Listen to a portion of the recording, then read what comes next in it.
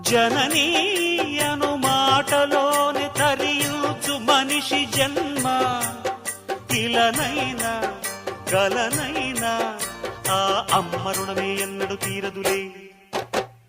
ప్రాణం నా ధ్యానం మా అమ్మ కోసమని ఉన్న బ్రతికున్న మా అమ్మే లోకమని బ్రహ్మైనా అమ్మంటే చాలు మొక్కుతాడురా. ప్రాణంగా చూసేదిరా పాశమేరా. దేవుణ్ణైనా ఎదిరిస్తాను, కాలాన్నైనా శాసిస్తాను, అమ్ముంటే చాలంట అండగా.